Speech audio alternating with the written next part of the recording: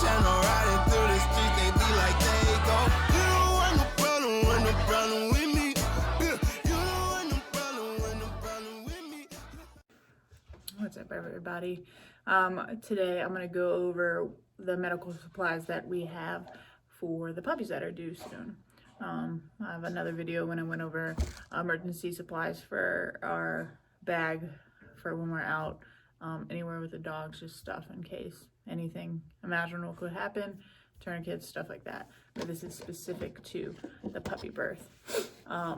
This is something that actually goes in our go bag, but it's something that both of these things we'll use for when the puppies come.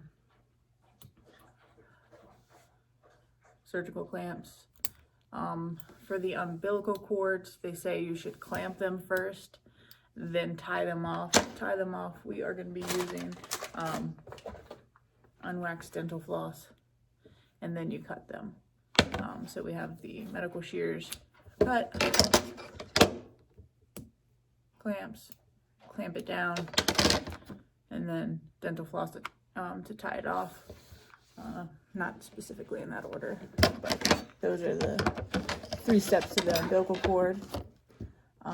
We got a 3-pack of little nursing bottles just in case. Comes with different tips, but it was like, I don't know, $10 for a 3-pack. So went ahead and got all that. But this is just in case we have any issues with puppies not being able to nurse, right? Not be able to nurse them. In addition to that, we got some formula. I went ahead and got the goat's milk, more nutrients based off of my research than the regular puppy powder stuff. It's made with whole goat's milk, just jam-packed full of nutrients for the puppies, and it's not as good as mom's milk, but it's as good as we can get if we have one of those issues. Another thing is just once, depending on how many puppies, we don't know for sure how many she's having yet. We're expecting a lot, in case there's not enough room for them all to eat at once. A little baby suction cup thing. This is going to be when the puppies first come out, just to make sure that we get their noseway, airways clear of any gunk.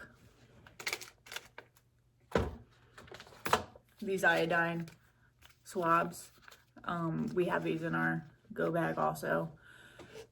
We'll use this with the umbilical cords and anything that we need to. You just snap the tops off. It fills the cotton tip with the betadine. I might have said iodine. Betadine, and that cleans off the area. Thermometer, clearly marked dog on it, just so we don't get it confused. This is going to be very important for basically the whole week lead. I mean, it's important to have for any dog stuff. Your dog's ever sick, you want to know whether or not they have a temperature or not, just like your kids. But this is going to be important for the week leading up to when the puppies are due. We're looking for that stable temperature between 100 and 102, and then when we get that temperature drop down below that, then we know that labor will be starting. Surgical sponges, we have a big pack of these. Pretty self-explanatory.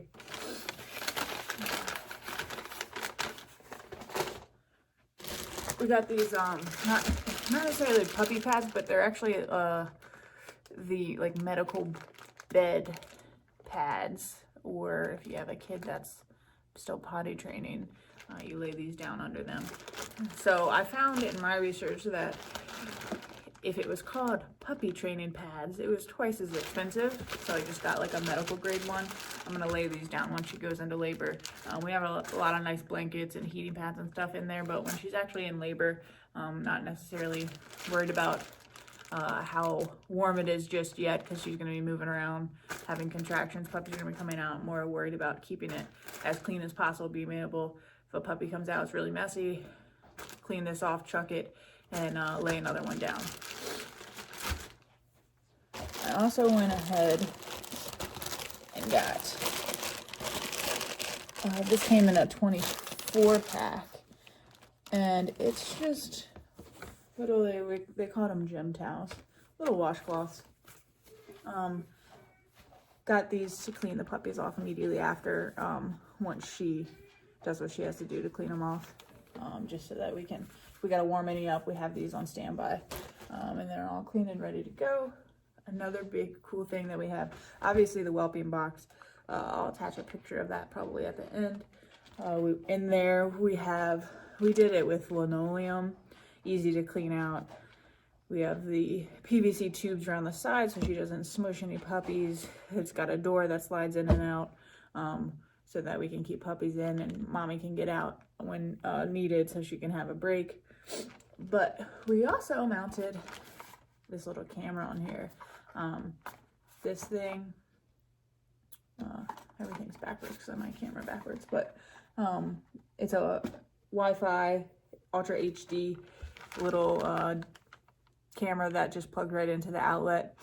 It's wireless internet access to it, so we can watch it live from our phones. You just download the app and get the password and all that stuff, so we can watch it whenever we want, just to see what she's doing. If I'm at work and she goes into labor, so I know I gotta go home, or just once the puppies come, so that way we can have a live feed of them at all times. Our little Velcro puppy collars. I'll pick gray for now, but they just stick to themselves, so they can adjust with their age. It's cheap. You get a bunch of them. This way you can identify the puppies for all the people that have deposits down. We can say, hey, your puppy's a little gray one, and they can keep track of it whenever we upload pictures and videos of them, so they know what their puppy's up to. With that came just kind of little puppy cards. It says the puppy's weight, gender, weight at birth, their vaccinations, their markings, parents' name. Obviously, anyone getting puppies from us, quiet down, is gonna get the pedigree attached to it with all the registration information. That's just something, a little cutesy thing that came with it. All right, so we have this heated bed pad. It's got this remote on it, plugs in, change the heat setting on it. It gets pretty warm. Now it does have a 24-hour, it's got like timed settings on it. You can keep it running 24 hours a day on the medium heat if you need to. So a lot of different people use heat lamps. They use the heated puppy pads to go under in the whelping box for when you're not home. I don't know yet if I'm going to be going to a heat lamp or if I'm going to stick with this pad. I feel a little weary about leaving this pad in there when we aren't home to like monitor what's going on. But for immediately after the puppies are born, as soon as she goes into labor, it's going to be turned on high heat. It's very important to keep the puppies' temperatures, body temperatures up right after. Any puppies that have issues, we're going to want to make sure that we're keeping them warm. Some of my research has shown, I mean, it just depends on the person. I think for her, some people, you know, they let her do her thing, keep the puppies in there while she continues to go into labor. Other people take them out after she cleans them off, take them out, put them on a heating pad, keep them out of the way while she keeps having litters. Obviously, you want to keep it within sight.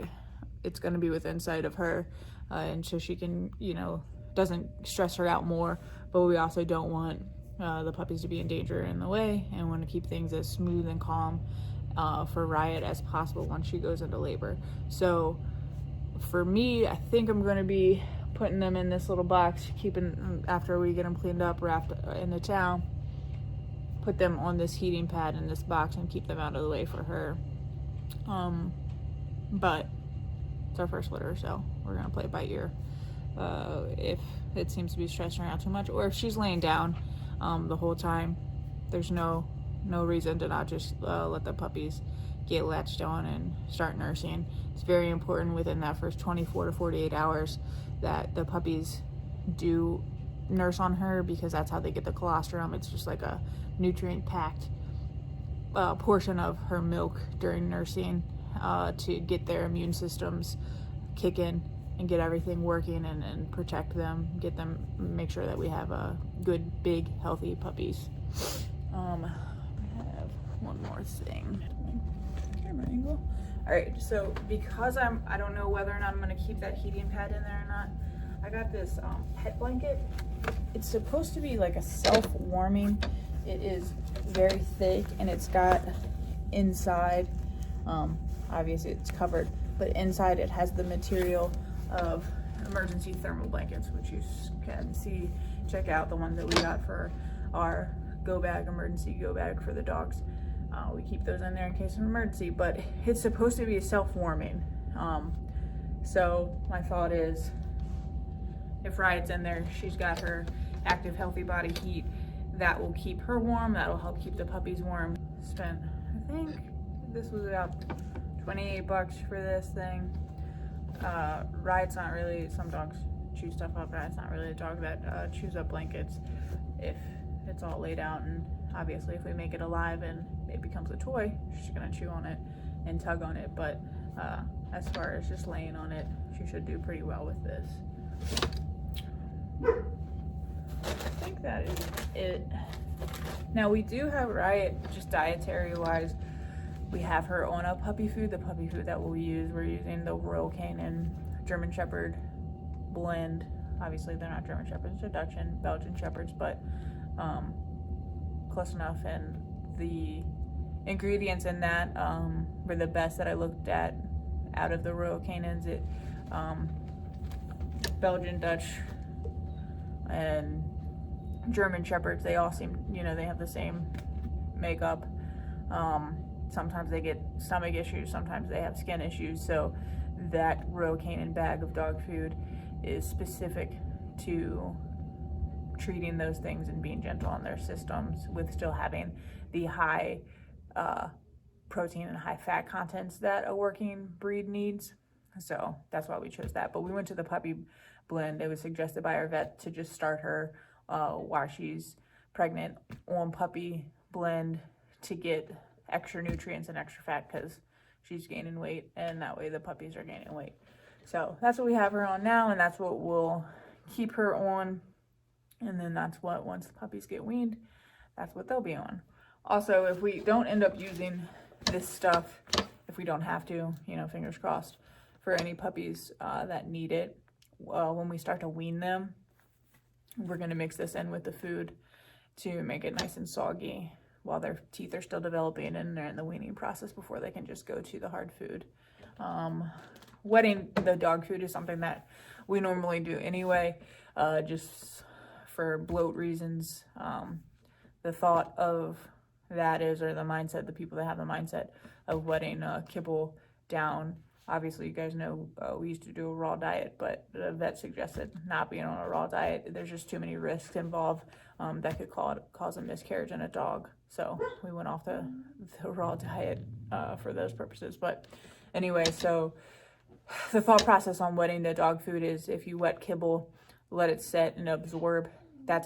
It's already absorbed, and your dog is getting full off of a fully expanded piece of kibble, as opposed to your dog eating 2 cups of kibble, drinking down a bunch of water, and already being full, and then it expanding in their stomach, causing that mindset. Obviously, there's no scientific proof of this. This is just some things that have been passed along to me throughout my time working with dogs and being a vet tech in college with our family vet. One of the things that he passed along to me, and he believed in, so we've always done it. Haven't had any issues with bloat, knock on wood. So hopefully we continue that. Anyway, thanks for tuning in. Hope that helped. Any questions, let me know. Comments, leave them below.